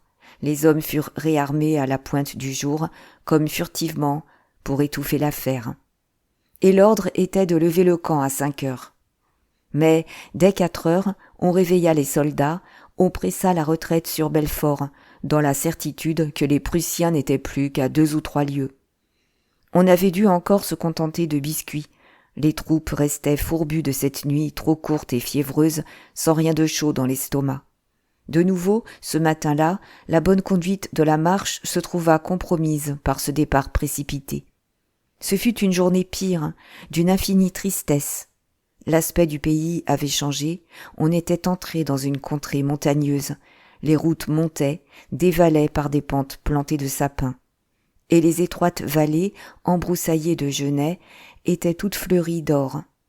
Mais, au travers de cette campagne éclatante, sous le grand soleil d'août, la panique soufflait plus affolée à chaque heure, depuis la veille. Une dépêche, recommandant au maire d'avertir les habitants qu'il ferait bien de mettre à l'abri ce qu'ils avaient de précieux, venait de porter l'épouvante à son comble. L'ennemi était donc là? Aurait-on seulement le temps de se sauver? Et tous croyaient entendre grossir le grondement de l'invasion, ce roulement sourd de fleuves débordés qui, maintenant, à chaque nouveau village, s'aggravait d'un nouvel effroi, au milieu des clameurs et des lamentations. Maurice marchait d'un pas de somnambule, les pieds saignants, les épaules écrasées par le sac et le fusil. Il ne pensait plus, il avançait dans le cauchemar de ceux qu'il voyait, et, autour de lui, la conscience du piétinement des camarades s'en était allée. Il ne sentait que Jean à sa gauche, exténué par la même fatigue et la même douleur. C'était lamentable, ces villages qu'on traversait. D'une pitié à serrer le cœur d'angoisse. Dès qu'apparaissaient les troupes en retraite, cette débandade des soldats éreintés, traînant la jambe, les habitants s'agitaient, hâtaient leur fuite. Eux, si tranquilles 15 jours plus tôt, toute cette Alsace qui attendait la guerre avec un sourire, convaincus qu'on se battrait en Allemagne. Et la France était envahie, et c'était chez eux, autour de leurs maisons, dans leurs champs, que la tempête crevait comme un de ces terribles ouragans de grêle et de foudre qui anéantissent une province en 2 heures. Devant les portes, au milieu d'une furieuse confusion, les hommes chargeaient les voitures, entassaient les meubles, au risque de briser tout. En haut, par les fenêtres, les femmes jetaient un dernier matelas, passaient le berceau qu'on allait oublier. On sanglait le bébé dedans, on l'accrochait au sommet, parmi les pieds des chaises et des tables renversées. Sur une autre charrette, à l'arrière, on liait, contre une armoire, le vieux grand-père infirme, qu'on emportait comme une chose. Puis, c'étaient ceux qui n'avaient pas de voiture, qui empilaient leur ménage en travers d'une brouette. Et d'autres s'éloignaient avec une charge de hardes entre les bras, d'autres n'avaient songé qu'à sauver la pendule qu'ils serraient sur leur cœur, ainsi qu'un enfant. On ne pouvait tout prendre, des meubles abandonnés, des paquets de linge trop lourds restaient dans le ruisseau. Certains, avant le départ, fermaient tout, les maisons semblaient mortes, portes et fenêtres closes. Tandis que le plus grand nombre, dans leur hâte, dans la certitude désespérée que tout serait détruit, laissaient les vieilles demeures ouvertes, les fenêtres et les portes béantes sur le vide des pièces déménagées. Et elles étaient les plus tristes, d'une tristesse affreuse de villes prises, dépeuplées par la peur, ces pauvres maisons ouvertes au vent, d'où les chats eux-mêmes s'étaient enfuis, dans le frisson de ce qui allait venir. À chaque village, le pitoyable spectacle s'assombrissait, le nombre des déménageurs et des fuyards devenait plus grand, parmi la bousculade croissante, les poings tendus, les jurons et les larmes. Mais Maurice, surtout, sentait l'angoisse l'étouffer, le long de la grande route, par la campagne libre. Là, à mesure qu'on approchait de Belfort, la queue des fuyards se resserrait, n'était plus qu'un cortège ininterrompu. Ah, les pauvres gens qui croyaient trouver un asile sous les murs de la place. L'homme tapait sur le cheval, la femme suivait, traînant les enfants. Des familles se hâtaient, écrasées de fardeaux débandés, les petits ne pouvant suivre dans l'aveuglante blancheur du chemin que chauffait le soleil de plomb. Beaucoup avaient retiré leurs souliers, marchaient pieds nus pour courir plus vite, et des mères à moitié vêtues, sans cesser d'allonger le pas, donnaient le sein à des marmots en larmes. Les faces effarées se tournaient en arrière, les mains hagardes faisaient de grands gestes, comme pour fermer l'horizon, dans ce vent de panique qui échevelait les têtes et fouettait les vêtements attachés à la hâte. D'autres, des fermiers, avec tous leurs serviteurs, se jetaient à travers champs, poussaient devant eux les troupeaux lâchés, les moutons, les vaches, les bœufs, les chevaux qu'on avait fait sortir à coups de bâton des étables et des écuries. Ceux-là gagnaient les gorges, les hauts plateaux, les forêts désertes, soulevant la poussière des grandes migrations, lorsqu'autrefois les peuples envahis cédaient la place aux barbares conquérants. Ils allaient vivre sous la tente, dans quelques cirques de rochers solitaires, si loin de tout chemin que pas un soldat ennemi n'oserait s'y hasarder. Et les fumées volantes qui les enveloppaient se perdaient derrière les bouquets de sapins, avec le bruit décroissant des beuglements et des sabots du bétail. Tandis que, sur la route, le flot des voitures et des piétons passait toujours, gênant la marche des troupes, si compactes aux approches de Belfort, d'un tel courant irrésistible de torrents élargis que des haltes, à plusieurs reprises, devinrent nécessaires. Alors ce fut pendant une de ces courtes haltes que Maurice assista à une scène dont le souvenir lui resta comme celui d'un soufflet reçu en plein visage. Au bord du chemin se trouvait une maison isolée, la demeure de quelques paysans pauvres, dont le maigre bien s'étendait derrière. Celui-là n'avait pas voulu quitter son champ, attaché au sol par des racines trop profondes, et il restait, ne pouvant s'éloigner, sans laisser là des lambeaux de sa chair. On l'apercevait dans une salle basse, écrasé sur un banc, regardant d'un œil vide défiler ses soldats dont la retraite allait livrer son blé mûr à l'ennemi. Debout à son côté, sa femme, jeune encore, tenait un enfant, tandis qu'un autre se pendait à ses jupes. Et tous les trois se lamentaient. Mais, tout d'un coup, dans le cadre de la porte violemment ouverte, parut la grand-mère, une très vieille femme, haute, maigre, avec des bras nus, pareils à des cordes noueuses, qu'elle agitait furieusement. Ses cheveux gris, échappés de son bonnet, s'envolaient autour de sa tête décharnée, et sa rage était si grande que les paroles qu'elle y criait s'étranglaient dans sa gorge, indistinctes. D'abord, les soldats s'étaient mis à rire. Elle avait une bonne tête, la vieille folle. Puis, des mots leur parvinrent. La vieille criait « Canaille! Brigand! Lâche! Lâche !» D'une voix de plus en plus perçante, elle leur crachait l'insulte de lâcheté, à toute volée. Et les rires cessèrent, un grand froid avait passé dans les rangs. Les hommes baissaient la tête, regardaient ailleurs. « Lâche! Lâche! Lâche !» Brusquement, elle parut encore grandir. Elle se soulevait d'une maigreur tragique dans son lambeau de robe, promenant son long bras de l'ouest à l'est, d'un tel geste immense qu'il semblait emplir le ciel. « Lâche! Le Rhin n'est pas là! Le Rhin est là-bas! Lâche! Lâche !» Enfin, on se remettait en marche, et Maurice, dont le regard, à ce moment, rencontra le visage de Jean, vit que les yeux de celui-ci étaient pleins de grosses larmes. Il en eut un saisissement. Son malheur en fut accru, à l'idée que les brutes avaient elles-mêmes senti l'injure, qu'on ne méritait pas et qu'il fallait subir. Tout s'effondrait dans sa pauvre tête endolorie. Jamais il ne put se rappeler comment il avait achevé l'étape.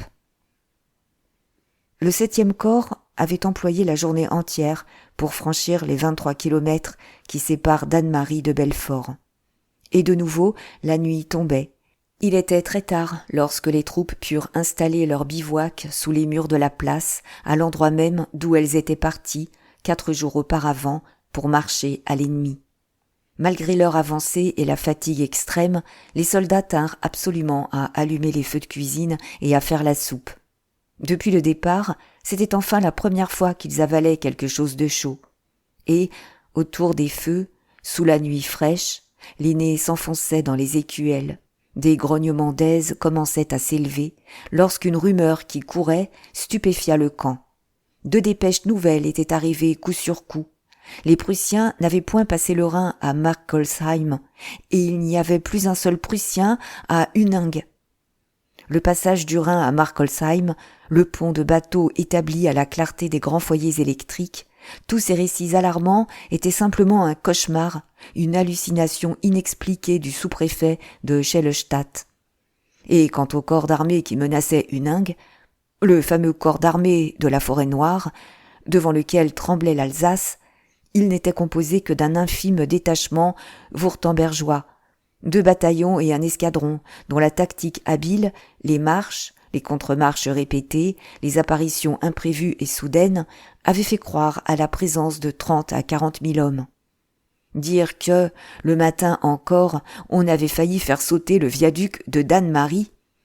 20 lieues d'une riche contrée venaient d'être ravagées, sans raison aucune, par la plus imbécile des paniques. Et, au souvenir de ce qu'ils avaient vu dans cette journée lamentable, les habitants fuyant affolés, poussant leurs bestiaux vers la montagne, le flot des voitures chargées de meubles coulant vers la ville, parmi le troupeau des enfants et des femmes, les soldats se fâchaient, s'exclamaient au milieu de ricanements exaspérés. « Ah non, elle est trop drôle !» bégayait Loubet, la bouche pleine en agitant sa cuillère. « Comment ? C'est là l'ennemi qu'on nous menait combattre ? Il n'y avait personne.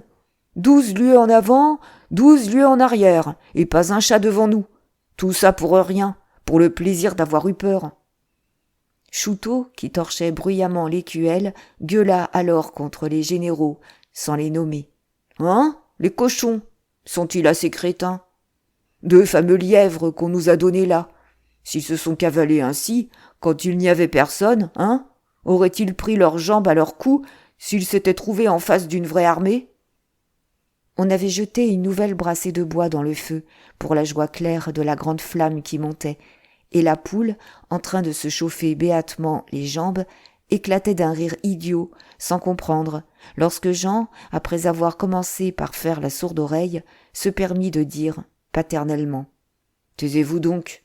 Si l'on vous entendait, ça pourrait mal tourner. » Lui-même, dans son simple bon sens, était outré de la bêtise des chefs. Mais il fallait bien les faire respecter. Et, comme Chouteau grognait encore, il lui coupa la parole. « Taisez-vous. Voici le lieutenant. Adressez-vous à lui si vous avez des observations à faire. » Maurice, assis silencieusement à l'écart, avait baissé la tête. Ah, c'était bien la fin de tout. À peine avait-on commencé, et c'était fini. Cette indiscipline, cette révolte des hommes, au premier revers, faisait déjà de l'armée une bande sans lien aucun, démoralisée, mûre pour toutes les catastrophes. Là, sous Belfort, eux n'avaient pas vu un Prussien, et ils étaient battus. Les jours qui suivirent furent, dans leur monotonie, frissonnants d'attente et de malaise. Pour occuper ses troupes, le général Douai les fit travailler aux ouvrages de défense de la place, fort incomplets. On remuait la terre avec rage, on tranchait le roc. Et pas une nouvelle. Où était l'armée de MacMahon ? Que faisait-on sous Metz ? Les rumeurs les plus extravagantes circulèrent. À peine quelques journaux de Paris venaient-ils augmenter par leurs contradictions les ténèbres anxieuses où l'on se débattait. 2 fois, le général avait écrit, demandé des ordres, sans même recevoir de réponse. Cependant, le 12 août enfin, le 7e corps se compléta par l'arrivée de la 3e division qui débarquait d'Italie. Mais il n'y avait toujours là que 2 divisions, car la première, battue à Fröschwiller, s'était trouvée emportée dans la déroute, sans qu'on sût encore à cette heure où le courant l'avait jetée. Puis, après une semaine de cet abandon, de cette séparation totale d'avec le reste de la France, un télégramme apporta l'ordre du départ. Ce fut une grande joie, on préférait tout à cette vie murée qu'on menait. Et, pendant les préparatifs, les suppositions recommencèrent. Personne ne savait où l'on se rendait. Les uns disaient qu'on allait défendre Strasbourg, tandis que d'autres parlaient même d'une pointe hardie dans la forêt noire, pour couper la ligne de retraite des Prussiens. Dès le lendemain matin, le 106e partit un des premiers, entassé dans des wagons à bestiaux. Le wagon où se trouvait l'escouade de Jean fut particulièrement empli, à ce point que Loubet prétendait qu'il n'avait pas la place pour éternuer. Comme les distributions, une fois de plus, venaient d'avoir lieu dans le plus grand désordre, les soldats ayant reçu en eau-de-vie ce qu'ils auraient dû recevoir en vivres, presque tous étaient ivres, d'une ivresse violente et hurlante qui se répandait en chansons obscènes. Le train roulait, on ne se voyait plus dans le wagon. que la fumée des pipes noyait d'un brouillard. Il y régnait une insupportable chaleur, la fermentation de ces corps empilés, tandis que, de la voiture noire et fuyante, sortaient des vociférations, dominant le grondement des roues, allant s'éteindre, au loin, dans les mornes campagnes. Et ce fut seulement à Langres que les troupes comprirent qu'on les ramenait vers Paris. « Oh, nom de Dieu !» répétait Chouteau, qui régnait déjà dans son coin, en maître indiscuté, par sa toute-puissance de beau parleur. « C'est bien sûr qu'on va nous aligner à Charentonneau, pour empêcher Bismarck d'aller coucher aux Tuileries. » Les autres se tordaient, trouvaient ça très farce, sans savoir pourquoi. D'ailleurs, les moindres incidents du voyage soulevaient des huées, des cris et des rires assourdissants. Les paysans plantés sur le bord de la voie, les groupes de gens anxieux qui attendaient le passage des trains aux petites stations avec l'espoir d'obtenir des nouvelles, toute cette France effarée et frissonnante devant l'invasion. Et les populations accourues nous recevaient ainsi au visage, dans le coup de vent de la locomotive et la vision rapide du train, noyé de vapeur et de bruit, que le hurlement de toute cette chair à canon, charriée à grande vitesse. Cependant, dans une gare où l'on s'arrêta, 3 dames bien mises, des bourgeoises riches de la ville, qui distribuaient aux soldats des tasses de bouillon, eurent un vrai succès. Les hommes pleuraient, en les remerciant et en leur baisant les mains. Mais, plus loin, les abominables chansons, les cris sauvages recommencèrent. Et il arriva ainsi, un peu après Chaumont, que le train en croisa un autre, chargé d'artilleurs, que l'on devait conduire à Metz. La marche venait d'être ralentie, les soldats des 2 trains fraternisèrent dans une effroyable clameur. Du reste, ce furent les artilleurs, plus ivres sans doute, debout, les poings hors des wagons, qui l'emportèrent, en jetant ce cri, avec une telle violence désespérée qu'il couvrait tout. « À la boucherie! À la boucherie! À la boucherie !» Il sembla qu'un grand froid, un vent glacial de charnier passait. Il se fit un brusque silence, dans lequel on entendit le ricanement de Loubet. « Pas gai, les camarades !»« Mais ils ont raison, » reprit Chouteau, de sa voix d'orateur de cabaret. « C'est dégoûtant d'envoyer un tas de braves garçons se faire casser la gueule pour de sales histoires dont ils ne savent pas le premier mot. » Et il continua. C'était le pervertisseur, le mauvais ouvrier de Montmartre, le peintre en bâtiment flâneur et noceur, ayant mal digéré les bouts de discours entendus dans les réunions publiques, mêlant des âneries révoltantes aux grands principes d'égalité et de liberté. Il savait tout, il endoctrinait les camarades, surtout la poule, dont il avait promis de faire un gaillard. « Hein, vieux, c'est bien simple. Si Badinguet et Bismarck ont une dispute, qu'ils règlent ça entre eux, à coups de poing, sans déranger des centaines de mille hommes qui ne se connaissent seulement pas et qui n'ont pas envie de se battre. » Tout le wagon riait, amusé, conquis, et la poule, sans savoir qui était Badinguet, incapable de dire même s'il se battait pour un empereur ou pour un roi, répétait, de son air de colosse enfant. « Bien sûr, à coups de poing, et on trinque après. » Mais Chouteau avait tourné la tête vers Pache, qu'il entreprenait à son tour. « C'est comme toi qui crois au bon Dieu. Il a défendu de se battre, ton bon Dieu. Alors, espèce de serin, pourquoi es-tu ici ?»« Dame, répondit Pache interloqué. Je n'y suis pas pour mon plaisir. Seulement, les gendarmes. Les gendarmes, ah, ouiche, on s'en fout des gendarmes. Vous ne savez pas, vous tous, ce que nous ferions si nous étions de bons bougres. Tout à l'heure, quand on nous débarquera, nous filerions, oui, nous filerions tranquillement, en laissant ce gros cochon de Badinguet et toute sa clique de généraux de 4 sous se débarbouiller comme ils l'entendraient, avec leurs sales Prussiens. » Des bravos éclatèrent, la perversion agissait, et Chouteau alors triompha, en sortant ses théories où roulaient dans un flot trouble la République, les droits de l'homme, la pourriture de l'Empire qu'il fallait jeter bas, la trahison de tous les chefs qui les commandaient, vendus chacun pour 1 million, ainsi que cela était prouvé. Lui se proclamait révolutionnaire, les autres ne savaient seulement pas s'ils étaient républicains, ni même de quelle façon on pouvait l'être, excepté Loubet, le fricoteur, qui, lui aussi, connaissait son opinion, n'ayant jamais été que pour la soupe. Mais tous, entraînés, n'en criaient pas moins contre l'empereur, les officiers, la sacrée boutique qu'il lâcherait, et raide, au premier embêtement. Et, soufflant sur leur ivresse montante, Chouteau guettait de l'œil Maurice, le monsieur, qui l'égayait, qu'il était fier d'avoir avec lui. Si bien que, pour le passionner à son tour, il eut l'idée de tomber sur Jean, immobile et comme endormi jusque-là, au milieu du vacarme, les yeux demi-clos. Depuis la dure leçon donnée par le caporal à l'engagé volontaire, qu'il avait forcé à reprendre son fusil, si celui-ci gardait quelque rancune contre son chef, c'était bien le cas de jeter les deux hommes l'un sur l'autre. « C'est comme j'en connais qui ont parlé de nous faire fusiller, » reprit Chouteau, menaçant. « Des salauds qui nous traitent pire que des bêtes, qui ne comprennent pas que, lorsqu'on a assez du sac et du flingot, aïe donc, on fout tout ça dans les champs pour voir s'il en poussera d'autres. Hein, les camarades, qu'est-ce qu'ils diraient, ceux-là, si, à cette heure que nous les tenons dans un petit coin, nous les jetions à leur tour sur la voie? Ça y est-il, hein? Faut un exemple, pour qu'on ne nous embête plus avec cette sale guerre. À mort les punaises à Badinguet.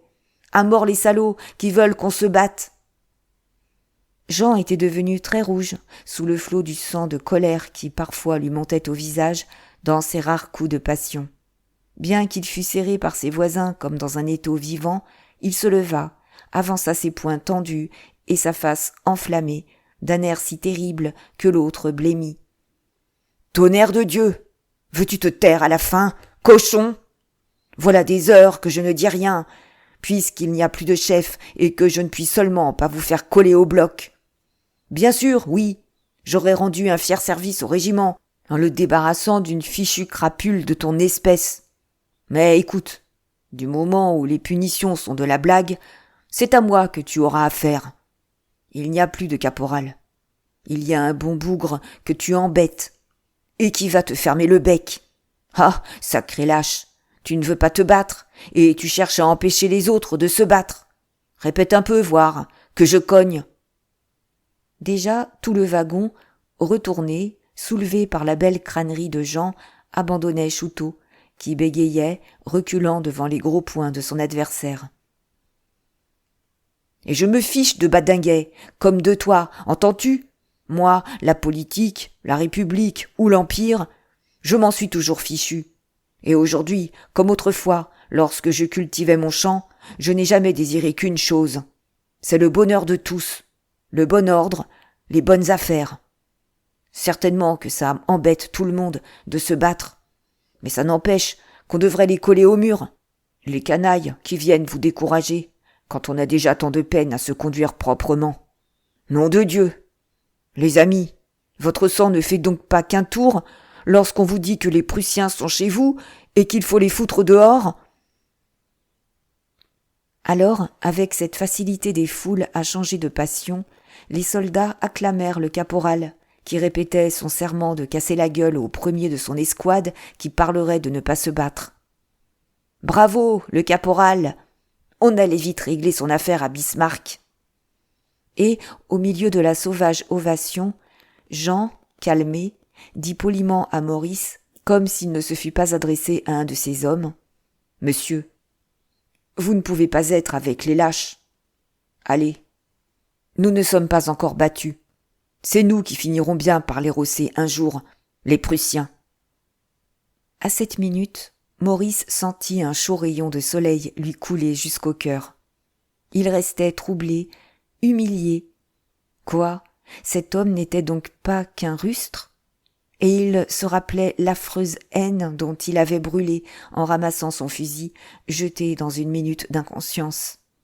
Mais il se rappelait aussi son saisissement à la vue des 2 grosses larmes du caporal lorsque la vieille grand-mère, ses cheveux gris au vent, les insultait en montrant le Rhin, là-bas, derrière l'horizon.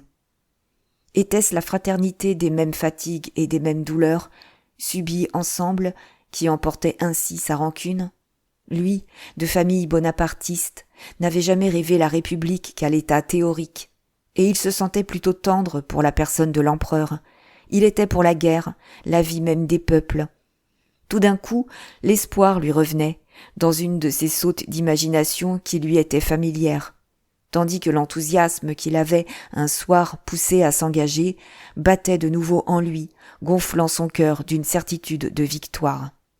« Mais c'est certain, caporal, dit-il gaiement, nous les rosserons. » Le wagon roulait toujours, emportant sa charge d'hommes, dans l'épaisse fumée des pipes et l'étouffante chaleur des corps entassés, jetant aux stations anxieuses qu'on traversait, aux paysans hagards plantés le long des haies, ces obscènes chansons en une clameur d'ivresse.